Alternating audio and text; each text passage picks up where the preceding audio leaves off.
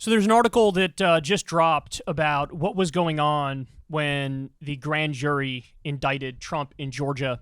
And there's something that's a little bit concerning that I have to share with you guys. So this is in Raw Story. Holdout juror consistently voted against indicting Trump, making conviction less certain.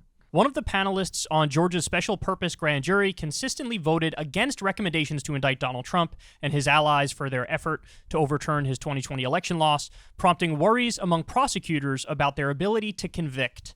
The long-awaited final report, issued by the special purpose grand jury impaneled by Fulton County District Attorney Fani Willis, showed the panel recommended indicting both of Georgia's sitting senators from the immediate post-election period. So that's David Perdue and Kelly Loeffler. These are the people who were beaten by Ossoff and by Warnock. And by the way, Ossoff and Warnock are two of the better Democratic senators. They come from the state of Georgia. You know, it was until very recently a red state. Now it's like it's a swing state.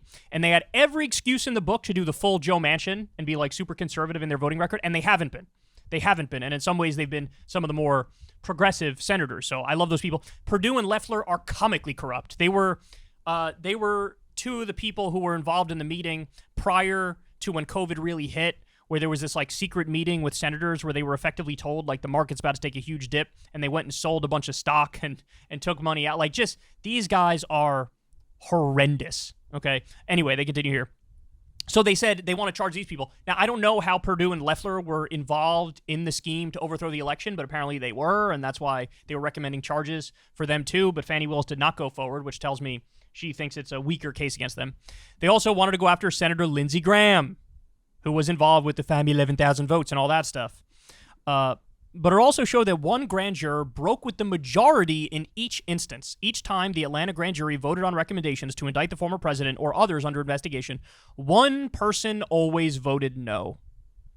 That never made a difference in the outcome of jury deliberations, which required just 12 of the participants to agree, but it will worry prosecutors preparing for the criminal trial because that requires a unanimous guilty verdict. So look, man, I've said it before that if this was anybody else other than Donald Trump, it's already over. It's already done, okay? There are 91 criminal charges against him.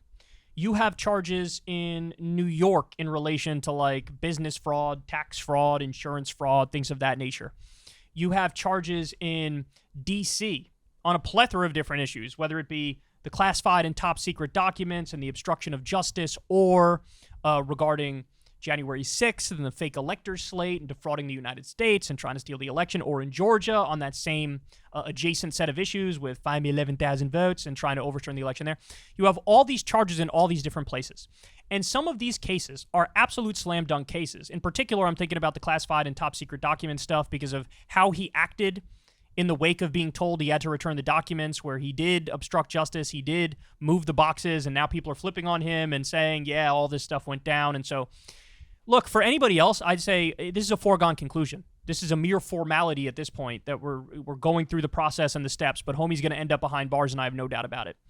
With Trump, the one thing that concerns me is that, keep it real, there's about, and maybe I'm being conservative with this number here, but there's about a 25% portion of the country that is in a cult, that support him come hell or high water. Poll numbers literally say that these people trust Trump over their own family, over religious leaders, over anybody and everybody. You could show him saying some demonstrably untrue, and they'll be like, nope, that's true. And so since he's effectively whipped up a cult around him, all you need is one person on the jury in these cases who is just unwilling to listen to evidence. Just unwilling. Evidence doesn't matter. Proof doesn't matter. I don't care how many people testify against him. I'm going to say it's a witch hunt. I'm going to say it's election interference. I'm going to say it's political. I'm going to say there's no merit. And I'm going to say not guilty. And again, in the grand jury process, you don't need it to be unanimous. But in a criminal trial, you would need it to be unanimous. Now, again, I still think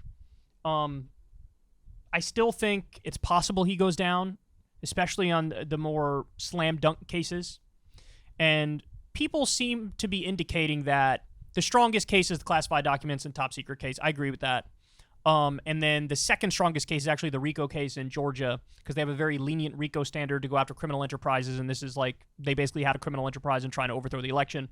And the weaker case, they say, is the D.C. case when it comes to the January 6th stuff and the defrauding the U.S. government by doing the fake elector slate, which is funny because intuitively I would actually think the D.C. case is stronger than the Georgia case, because I think it was smart with how Jack Smith is charging him. He didn't go for like insurrection, didn't shoot for the stars. He just went with the safer charges.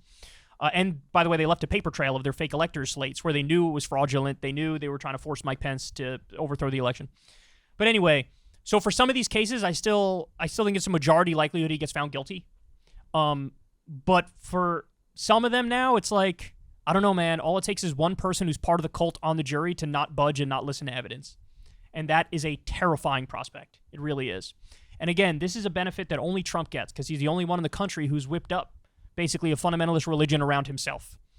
And so this spell he's cast on many people could come back to be the main thing that gets him off of any accountability, and that would be terrifying. And understand something, guys. He's already he said this not too long ago. He was like, we should suspend the Constitution because I won the election. Biden didn't. Biden's still in there. Any and all measures are now justified and fair. We should suspend the Constitution. He wants to break down and rebuild all of our institutions in the image of Donald Trump, in the image of him. I'm the dictator. I'm the strong man. You listen to me. You abide by what I want. He wants no separation of powers whatsoever, not to be checked at all by the courts. I mean, this is something we learned with the Jack Smith indictments, that they came up with this fake electors plot when they felt like, hey, 60 courts ruled against us, so I'm not going to listen to the courts anymore. I'm going to go about it my own way now. And so I fear what happens if he gets let off. So you just have to hope that none of these people are part of the cult. I mean, it's okay to have like somebody who's apolitical on the court or right-leaning or Trump agnostic, but to have anybody who's actually deep in that cult, they have made crystal clear, we will not listen to any evidence. None. And so now people are sort of sounding the alarm about that a little bit. And I had to bring it to you guys because it's true. If he was anybody else, this is over. This is done. 91 criminal charges. He's at least going to go down on some of them. But with Donald Trump, there's always that, you never know. You never know, because he's cast a spell on some percentage of the population, and this can come back to bite everybody in the ass. All right, guys, that's the show. I love y'all very much. As always, thank you for listening to me babble. I appreciate it. Everybody do me a big favor. Click that like button. Click that subscribe button. All that fun stuff. Click that bell icon so you get a notification every single time a video drops. That definitely helps us in the algorithm. Basically anything you could do to give us some engagement would be very helpful. So thank you from the bottom of my heart. Everybody who supports the show on Patreon, love you guys to death. Everybody who supports Crystal Kyle and Friends on Substack, love you guys to death. We have Andrew Yang on this week, and he's going to be in studio, and we might end up debating the Forward Party and his newfound centrist politics, I guess you could say. So that should be interesting. Everybody check out Crystal Kyle and Friends to see that. And yeah, that's all I got for you, man. I'll talk to everybody soon. Everybody have a great rest of your day. Hey, y'all, do me a favor and like and subscribe. It helps out big time in the algorithm.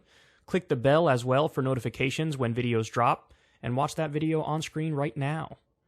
You know you want to.